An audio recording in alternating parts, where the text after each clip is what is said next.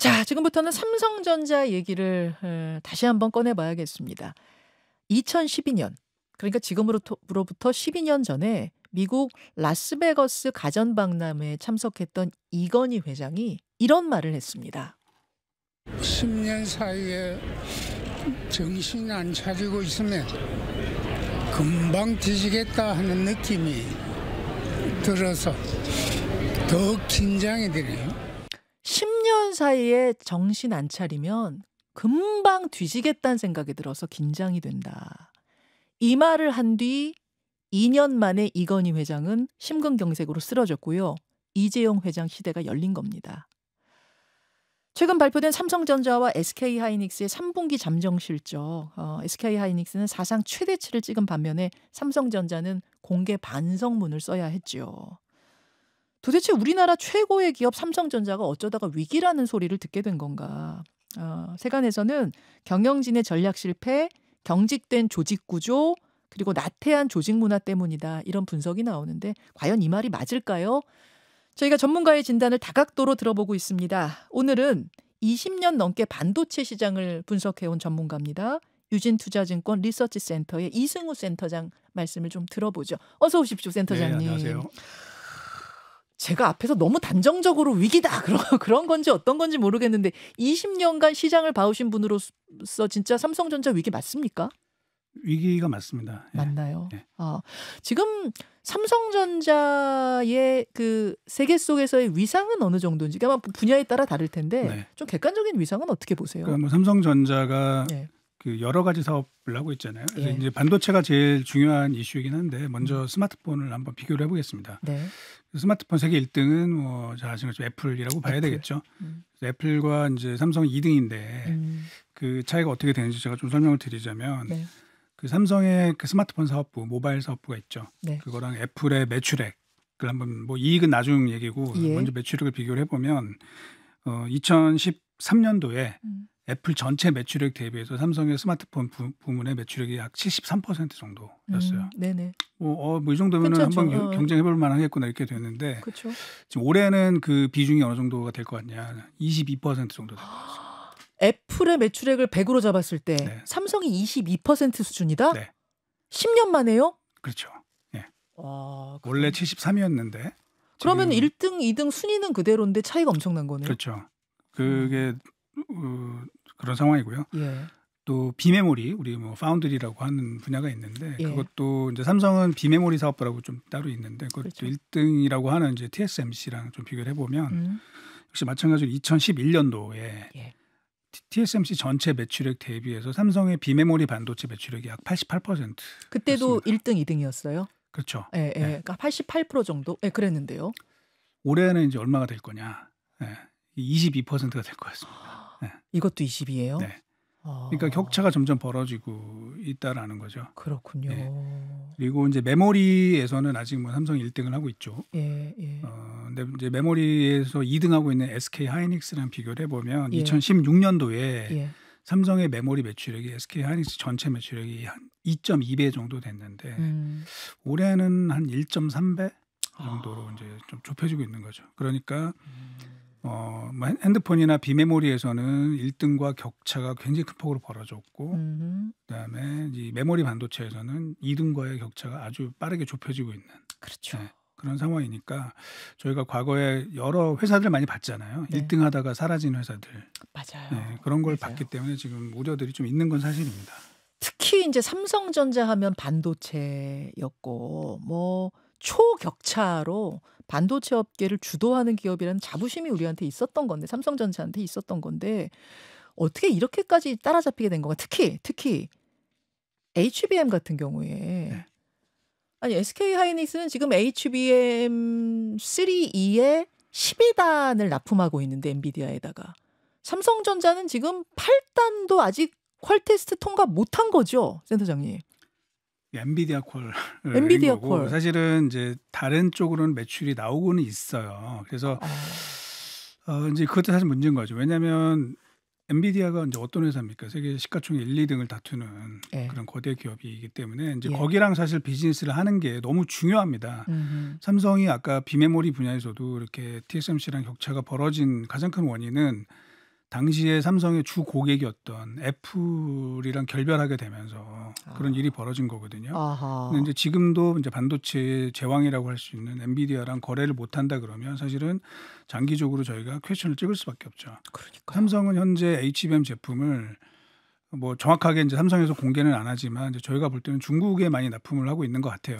HBM3E 8단을 그러니까 8단 HBM3E가 아니라 이제 그 밑에 있는 제품들 3, 그다음에 2 이런 제품들을 그래서 그 HBM의 매출액을 보면은 사실은 시장에서 막 우려할 만큼 그렇게 나쁜 거는 아니에요. 뭔가 매출이 있긴 있군요, HBM이. 그렇게 나오고는 있는데 그러니까 중국과 거래를 좀 많이 하고 있는 걸로 현재 저희가 추정을 하고 있고. 미국의 엔비디아는 아직 당신들 품질로는 안 돼 이제 그렇죠. 이런 거고. 근데 왜 이렇게 안 해줘요? 계속 뭐 된다, 곧 됐다, 뭐 이미 됐다, 막 이런데 결정적으로 통과됐다는 소식이 안 들리는 건 왜 그래요? 그러니까 그 실험실에서는 그 스펙을 맞추는 걸로 저희가 알고 있습니다. 그런데 실제 이제 제품에 꽂고 엔비디아 서버에 넣어서 제품을 돌리면은 사실은 두 가지가 있다 그러는데요. 하나는 발열 이슈가 좀 있고 또 하나는 성능이 실제 필드에서는 그 정도 나오지 않는 것으로 이제 알려지면서 퀄이 안 나오고 있는 것 같아요. 이제 사실은 그 부분도 뭐 젠슨 황이 직접 얼마 전에 뭐 삼성 뭐 젠슨 어프로브드 뭐 이런 얘기까지 자기가 이렇게 써서 이게 되는 줄 알았는데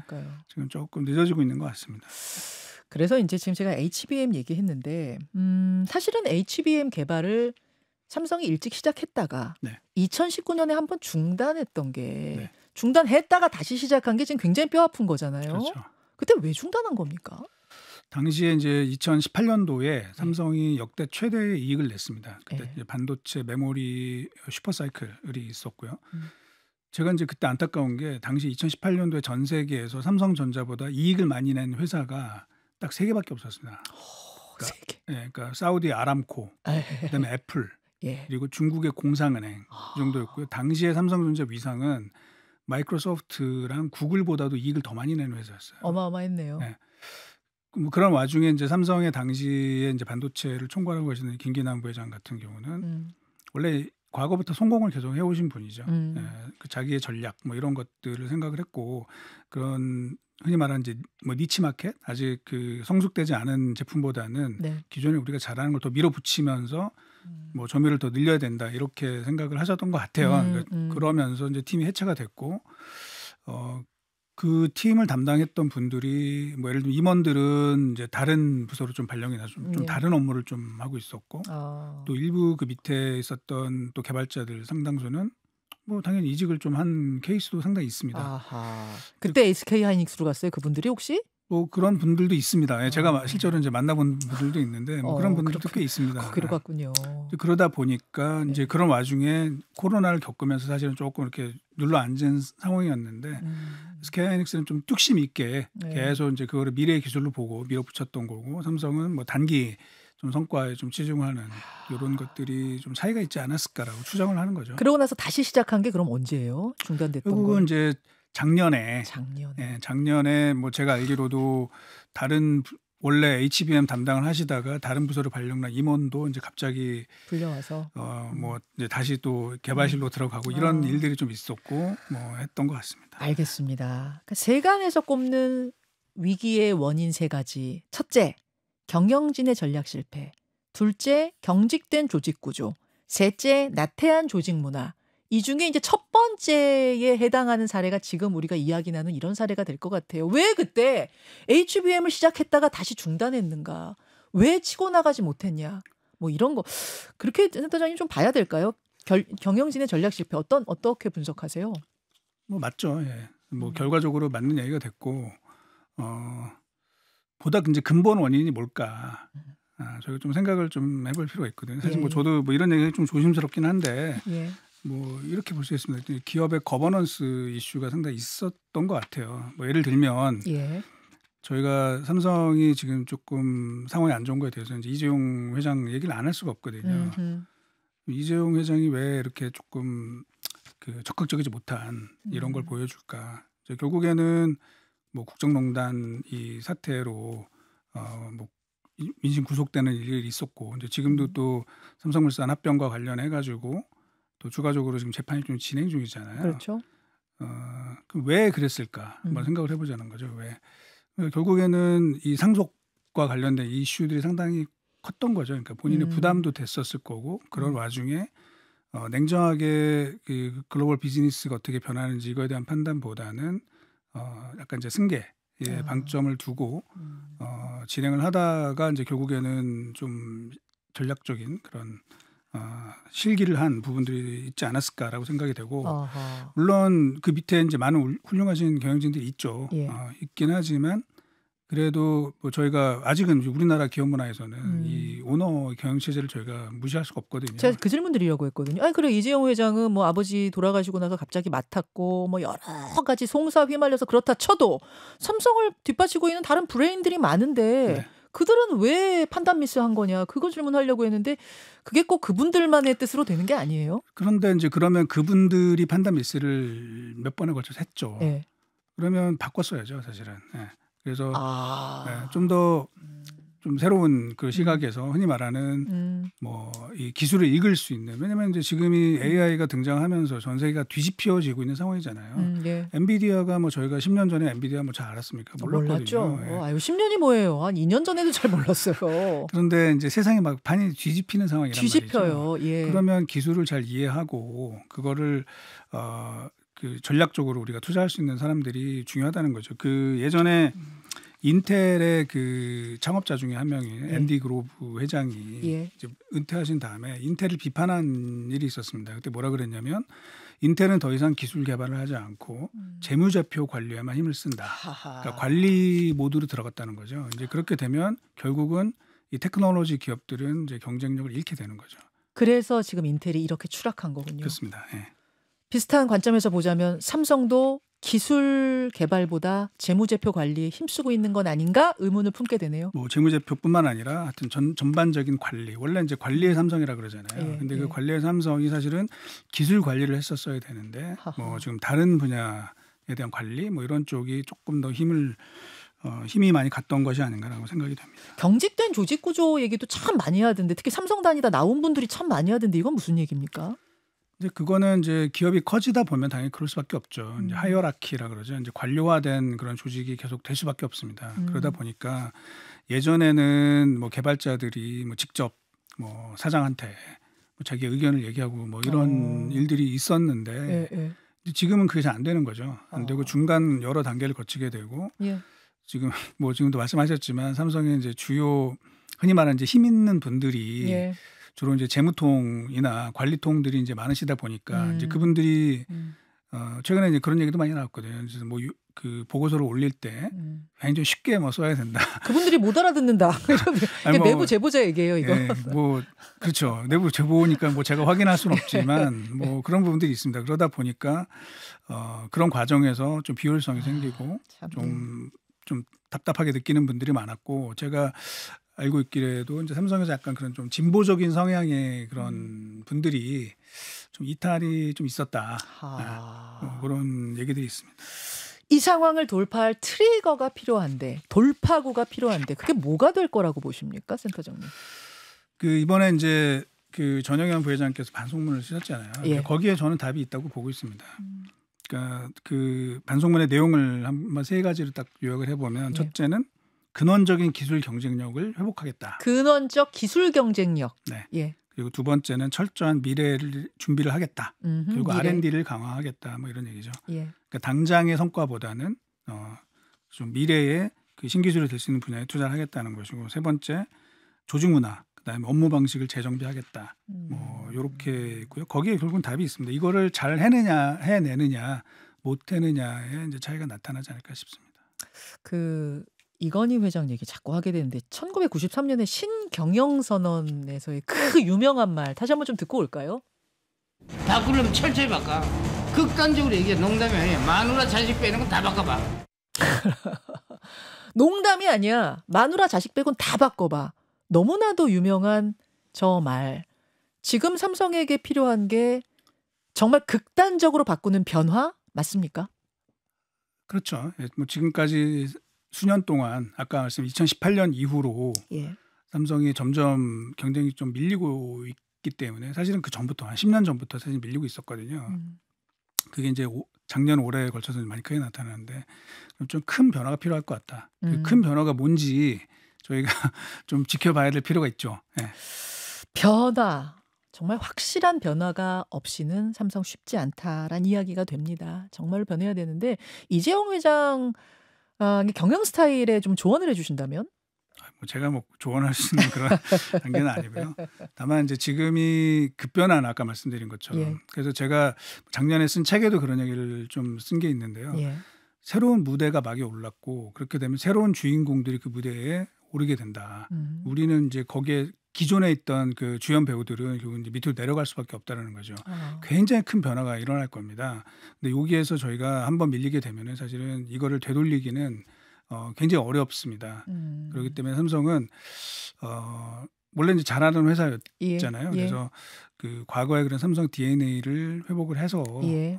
좀 정말 변화된 그 변화는 제가 구체적으로 말씀 안 드리겠습니다. 굉장히 많은 게 내포가 되어 있는데 그렇죠. 그렇죠. 큰 변화가 좀 필요하지 않나. 제가 이거는 보고서에서 여러 번 썼던 표현입니다. 지금 계속 말씀하시는 게 판이 뒤집히고 있다. 네. 판이 뒤집히고 있는데 삼성은 지금 뭘 하는 것이냐. 이 이야기 이대로 그냥 보내드릴 수는 없을 것 같아서 5분만 더 얘기 나눠보죠. 센터장님 고맙습니다. 네. 자, 라디오 청취자들과 인사 나누고 이제 유튜브로 이승우 센터장님 진짜 바쁘신 분이잖아요. 저희가 섭외를 엄청 어렵게 했다고 제가 들었어요. 그러니까 아침에 사실 이제 저희는 회의가 많고 그렇죠. 또 뭐 내부 회의, 외부 회의 뭐 이런 것들이 많아가지고 예. 좀 그랬죠. 예. 그러니까 이렇게 귀한 시간 내주셔서 정말 감사합니다. 아이고, 제가 출연하게 돼서 영광입니다. 그 와중에 또 제가 5분을 잡았어. 그래서 조금만 더 듣고 싶어갖고 어렵게 모셨다는 걸 제가 알기 때문에 얼른 한 5분만 더 질문 드리고 저 정치대꾸쇼로 넘어갈게요. 제가 무슨 좀 질문을 더 드려보고 싶었냐면 이제 파격적인 변화가 있어야 된다는 것까지 우리가 앞에서 얘기를 했는데 사실 이건희 회장 스타일이 앞에서도 우리 제가 2000 몇 년이 그게 2013년인가요? 2010 이게 잠깐만요. 그 발언이 언제 마누라 빼고 다 바꿔가 이게 언제지? 이게 1993년이구나. 93년 그 영상도 보여드렸습니다만 굉장히 적극적이고 공격적이고 뭔가 파격적이고 그렇죠. 이게 이제 이건희 스타일이었던 것 같아요. 네네. 그래서 기억이 나는 게 애니콜이라는 우리 그 휴대폰에 삼성전자 초기 휴대폰 여러분 아시는 분들은 아시죠? 애니콜에 뭔가 그 하자가 생겼을 때 애니콜 쌓아놓고 화형식했던 거 네. 기억나세요, 센터장님?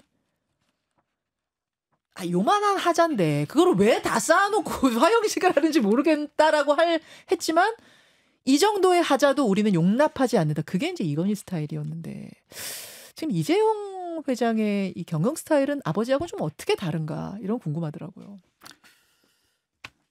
사실 뭐 어떻게 드러난 경영 스타일이 별로 없으신 편이죠. 근데 뭐 아까 좀 전에 애니콜 화형식 말씀하셨지만 야, 만약에 지금 이건희 회장이 계셨다면 뭐 삼성 뭐 HBM 또는 디램 화형식 이런 거를 하지 않았을까. 네. 이건희 회장 살아계셨으면 벌써 야 우리 HBM 다 가져와 화형식 이게 말하자면은 경영 스타일에 아주 큰 차이를 좀 나타내 주는 뭐 그러지 않을까 생각이 됩니다. 개인적인 생각이지만. 예.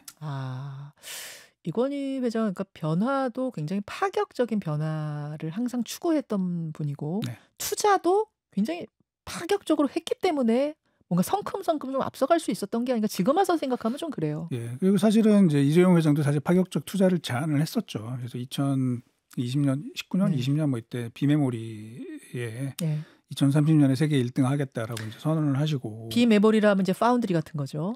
예. 그쪽에 뭐 투자를 하겠다라고 얘기를 했죠.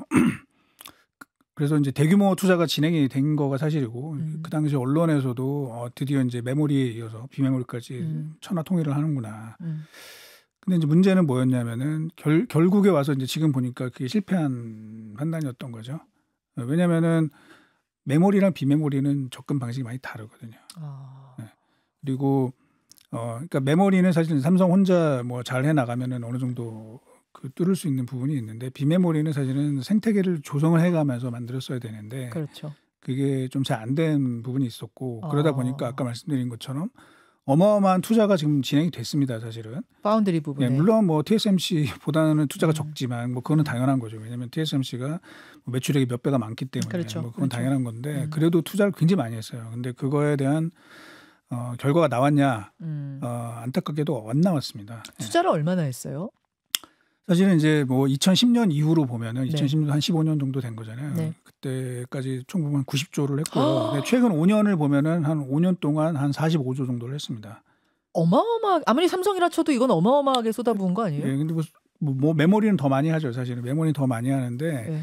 메모리는 그래도 성과가 나온단 말이에요. 예. 그러니까 투자된 거 대비해서 뭐 이익을 얼마큼 뽑아냈는지 이걸 이제 비율을 제가 계산해 본 적이 있는데 예.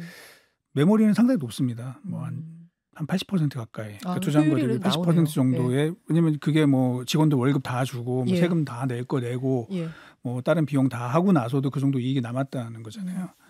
근데 삼성 비메모리 파운드리 쪽은 그 비중이 얼마냐면 한 자릿수밖에 안 돼요. 그렇군요. 그러면은 이제 사실은 그게 의미하는 바는 뭐냐면 되게 비효율적인 투자를 했다는 것이죠. 그러네요. 물론 이걸 뚝심 있게 만약에 해서 성공을 하면은 이제 성공한 이 경영 전략이 되는 건데 모르겠어요. 이제 나중에 성공할지 안 할지 모르지만 이제 지금 현재까지는 아까 말씀드린 것처럼 TSMC랑 오히려 격차가 더 벌어지는 상황이죠. 투자를 굉장히 많이 했음에도 불구하고 그러니까 지금까지는 결과가 안 나왔고 그러다 보니까 이게 메모리에도 부담을 같이 준 거죠. 왜냐하면 당시에 비메모리 쪽, 파운드리 쪽에 누구를 보냈겠습니까? 메모리에서 제일 잘하는 그런 직원들과 임원들을 보냈겠죠. 그런데 이제 거기서 결과가 안 나오게 되니까 당연히 기존에 있는 메모리의 개발이나 이런 쪽에서도 좀 힘이 빠지고 여기도 안 되고 그래서 지금 그 부분이 삼성의 전반적인 이 좀 부담으로 작용하는 것 같습니다.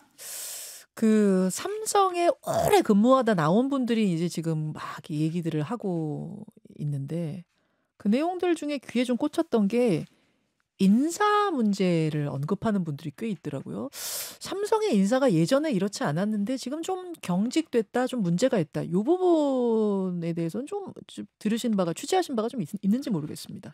뭐 나름대로 저도 취재를 하는데요. 그 삼성 이제 퇴임 임원들 예전에 이제 제가 애널리스트 초기 때 알고 계신 분들하고 좀 얘기를 좀 나눠봤어요. 그랬더니 삼성은 가장 큰 특징은 파격적 인사에 있다 이렇게 얘기를 합니다. 그래서 본인들도 임원이 될 때 굉장히 놀랬고 그 이후에 임원들 패키지가 나오는 거를 보고 놀랬고 임원으로서 낸 성과를 받고 자기네들도 굉장히 놀래는 이런 상황이었는데 최근에는 삼성이 뭐라 그럴까 좀 관료화돼서 뭐 차근차근 뭐 이렇게 한 단계 한 단계 올라가는 사람들이 있고 또 어떤 그 윗분에 이제 눈에 난 그런 분들은 그 성과가 있어도 사실은 좀 올라가기 어려운 부분들이 상당히 많다. 그분들은 이건희 회장 때 파격적으로 저 엔지니어 되게 성과 있네, 성과가 좋네 하면은 파격 인사도 있었고 엄청난 대우도 있었고 그때 라인 같은 건 없었대요?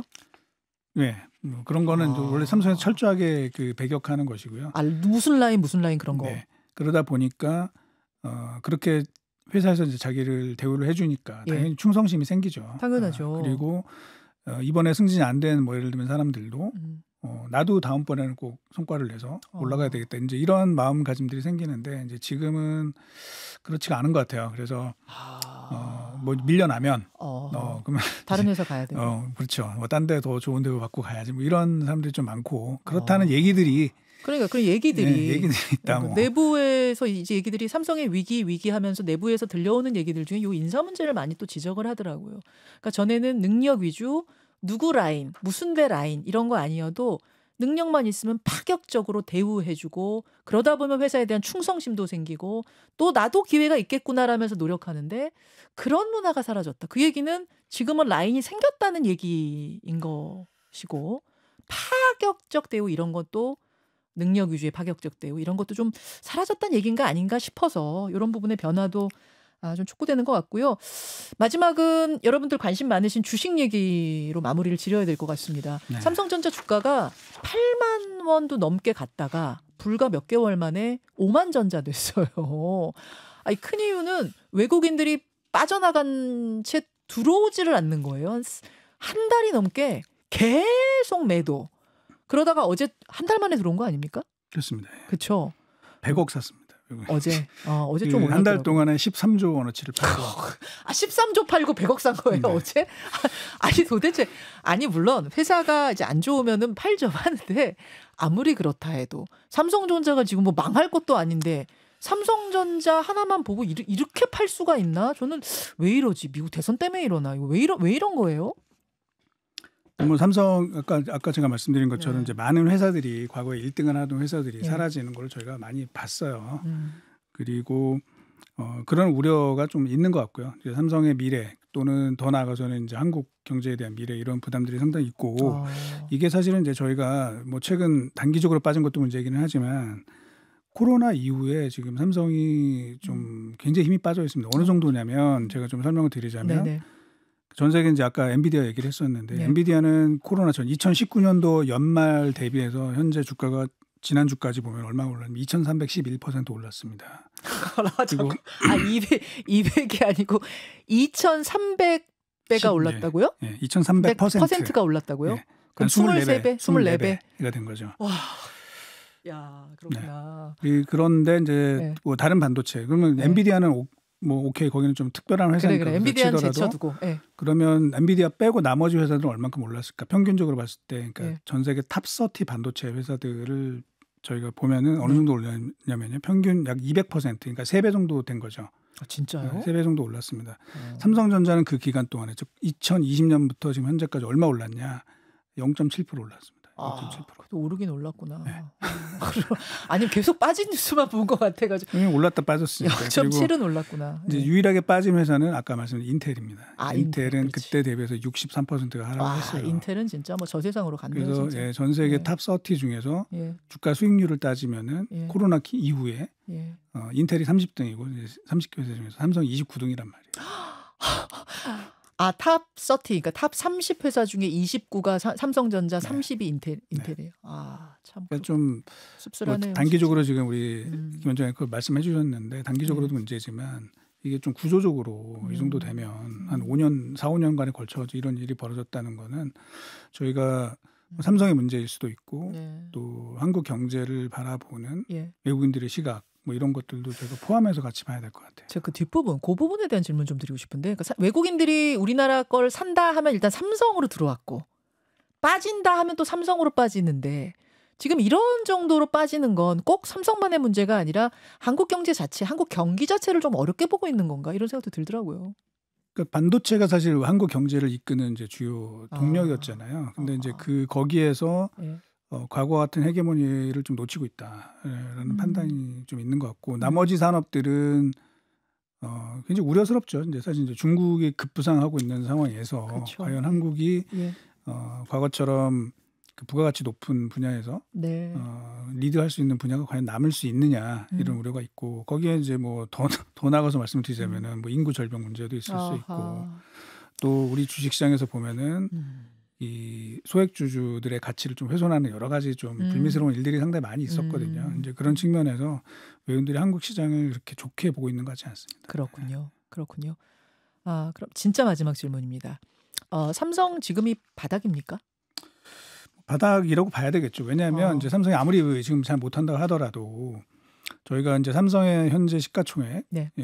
가지고 이제 각 사업부별 가치를 좀 다른 분야랑 비교를 해봤어요. 예. 예를 들면 핸드폰 사업부는 뭐 단순히 비교는 안 되지만 뭐 예를 들면 뭐 샤오미라든지 애플이라든지 비교를 해보고 이제 거기에 밸류에이션 디스카운트를 주고 네. 뭐 가전은 뭐 LG전자라든지 뭐 중국의 메이디 이런 회사랑 좀 비교를 하고요. 또 디스플레이도 같이 비교를 해서 이렇게 해서 이제 빼 나가는 거죠. 현재 예. 삼성전자 시가총액에서 예. 삼성이 가지고 있는 현금을 빼고 예. 그다음에 스마트폰, 뭐 가전 이렇게 덜어내 가지고 이제 남는 게 반도체의 가치가 되겠죠. 그렇죠. 그러면은 현재 그런 식으로 계산했을 때 남는 반도체 가치는 마이너스가 나옵니다.